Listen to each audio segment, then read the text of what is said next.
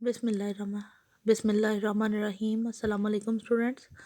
आज जो है वो हम लोग अपनी बॉटनी डी जो कि प्लांट फिजियोलॉजी एंड इकोलॉजी है उसको स्टार्ट करेंगे। आपने चैप्टर नंबर 1 पढ़ लिया हुआ है, लेकिन चूँकि अब दोबारा से एक दफ़ा स्टार्ट कर रहे हैं तो आपको इसकी रिवीजन हो जाएगी। सोल्यूशंस जो हैं इसमें हमने पढ़ा था क्या होते हैं। सोल्यूशंस जो है होमोजेनस मिक्सचर ऑफ 2 और मोर सब्सटेंसेस इज कॉल्ड सोल्यूशन। ठीक है, अगर दो चीज़ों को मिक्स करें और उनका हम आहंग या होमोजेनस जिसको हम कहते हैं, ठीक है, वो वाला सोल्यूशन बन जाए तो उसको मिक्सचर बन जाए तो उसको हम कहेंगे सोल्यूशन। सोल्यूशन में दो चीज़ें होती हैं, सल्यूट और सॉल्वेंट। जो चीज़ सोल्यूशन में कम अमाउंट में होती है उसको हम कहते हैं सॉल्वेंट, और जो चीज़ सोल्यूशन में ज़्यादा अमाउंट में होती है उसको हम कहते हैं सल्यूट। जैसा कि अगर हम लोग एग्जांपल के तौर पे लेते हैं, वो एग्जांपल जो है वाटर एंड सॉल्ट। अगर सॉल्ट को वाटर में ऐड कर रहे हैं तो वाटर जो है वो सॉल्वेंट हो जाएगा और सॉल्ट जो है वो सल्यूट हो जाएगा। उसके बाद टाइप्स आ जाती हैं सोल्यूशन की। डाइल्यूट सोल्यूशन ऐसा सोल्यूशन है जिसमें सल्यूट की बहुत कम अमाउंट ऐड की जाती है, ठीक है, तो वो ज़्यादा डाइल्यूटेड रहता है। कंसनट्रेटेड सोल्यूशन ऐसा सोल्यूशन है जिसमें सल्यूट की अमाउंट ज़्यादा हो जाती है, ठीक है। सैचुरेटेड सोल्यूशन एक ऐसा मतलब सोल्यूशन की एक ऐसी टाइप है जिसमें हम मज़ीद सल्यूट ऐड ना कर सकें, यानी उसकी जितनी लिमिट थी सॉल्वेंट की सल्यूट को ऐड करने की वो हमने कर दी है। अब अगर मज़ीद सल्यूट ऐड करेंगे तो वो नीचे बैठना शुरू कर देगा। तो ऐसे सोल्यूशन को हम सैचुरेटेड सोल्यूशन कहते हैं जिसमें मैक्सिमम जितने सल्यूट ऐड हो सकते थे वो कर दिए गए हैं, ठीक है। और सुपर सैचुरेटेड सोल्यूशन जो है, सुपर सैचुरेटेड सोल्यूशन इस तरह से बनाया जाता है कि सैचुरेटेड सोल्यूशन को जब हीट अप करेंगे, उसको जब गर्म करते हैं तो उसकी सॉल्युबिलिटी इंक्रीज़ हो जाती है, ठीक है। जैसा कि आपको पता है गर्म पानी में चीनी वगैरह जो है वो ज़्यादा आसानी से ऐड हो जाती हैं। या अगर आप लें कि आपने एक गिलास पानी लिया था, उसमें आपने 3-4 चम्मच चीनी का हल कर दिए थे, उसके बाद मज़ीद अगर आप चीनी हल कर रहे थे तो वो नीचे बैठना शुरू हो गई थी, ठीक है, वो हल नहीं हो रही थी अंदर, तो वो हमारा सैचुरेटेड सोल्यूशन बन गया था। अब अगर उसी गिलास पानी को हम लोग गर्म करेंगे तो उसमें मज़ीद चीनी जो है वो और हल हो सकेगी गर्म होने के बाद, ठीक है। तो अब वो कौन सा बन जाएगा, अब वो सुपर सैचुरेटेड सोल्यूशन बन जाएगा। प्रॉपर्टीज़ जो है सोल्यूशन की वो कौन सी होती हैं कि particles of solutes are present in the form of molecules और आयंस। सोल्यूशन में जो पार्टिकल्स हैं वो मॉलिक्यूल्स या आयंस की फॉर्म में होते हैं, सल्यूट के पार्टिकल्स, ठीक है। Uniform distribution of solute particles in the solvent. क्योंकि मिक्सचर होमोजेनस होता है इसलिए यूनिफॉर्म डिस्ट्रीब्यूशन होती है सल्यूट के पार्टिकल्स जितन की हर जगह पे जो है वो इक्वल तादाद होगी सोल्यूशन में। Salutes can pass through filter paper. Salute particles मतलब इतने छोटे होते हैं कि वो फिल्टर पेपर में से भी गुजर जाते हैं। Solution shows process of osmosis and diffusion. Solution जो है उसमें ऑस्मोसिस और डिफ्यूजन का प्रोसेस हो रहा होता है।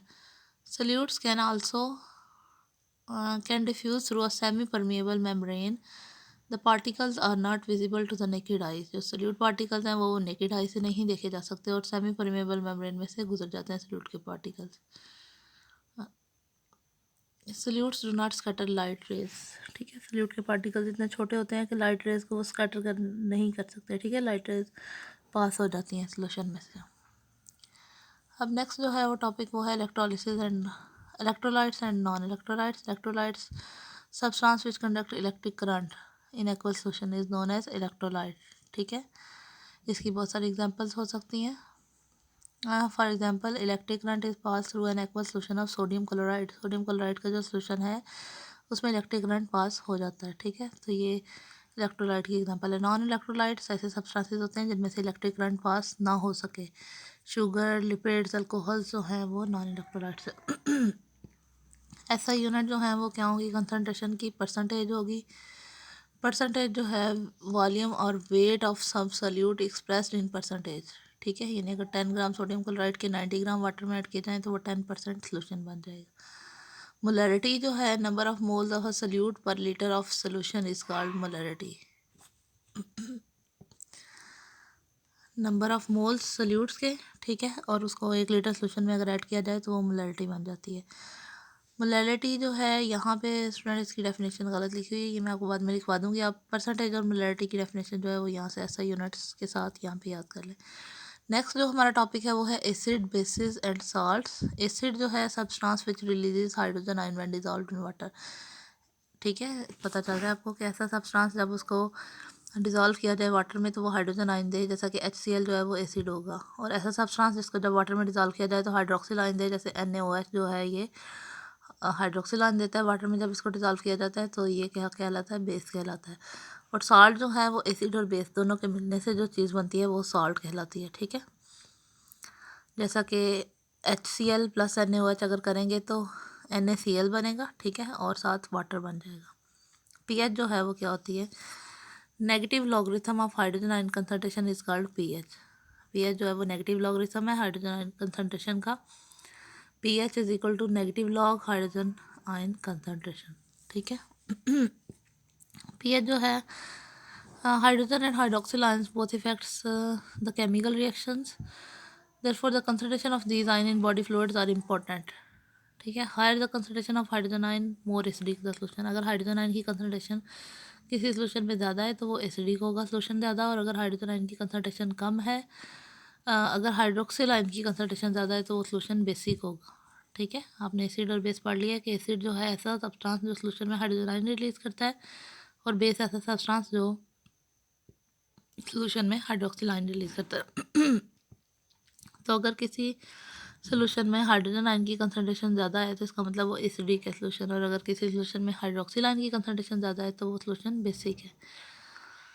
Higher the concentration of hydroxyl ions basic more basic the solution. ठीक है, neutral solution has equal number of hydrogen and hydroxyl ion. Neutral solution ऐसा होगा जिस सोल्यूशन में हाइड्रोक्सिल और हाइड्रोजन आयन की कंसंट्रेशन इक्वल होगी उसको हम कहेंगे न्यूट्रल सोल्यूशन। तो पीएच स्केल जो है वो एसिडिटी या अल्कलिनिटी जो है वो मेजर करता है किसी भी सोल्यूशन की, और ये 0 से 14 तक रन करता है। एसिडिक सोल्यूशन की पीएच जो है वो 7 से लेस होती है, यानी जो पीएच स्केल है वो चल रहा है 0 से लेके 14 तक। ठीक है, और 7 जो है वो न्यूट्रल पीएच है। 7 से कम वाले जो सोल्यूशन है, 7 पीएच से कम वाले जो सोल्यूशन है वो एसिडिक है, और 7 पीएच से ज़्यादा वाले जो है सोल्यूशन वो बेसिक है।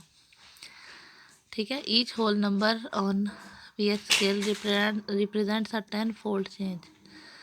एक कंप्लीट जो होल नंबर है, यानी अगर हम पीएच स्केल में 2 से 3 की तरफ आएंगे तो जो 3 वाला सोल्यूशन है वो 100% 10 टाइम्स जो है वो ज़्यादा बेसिक या एसिडिक जो भी चीज़ है वो होगी।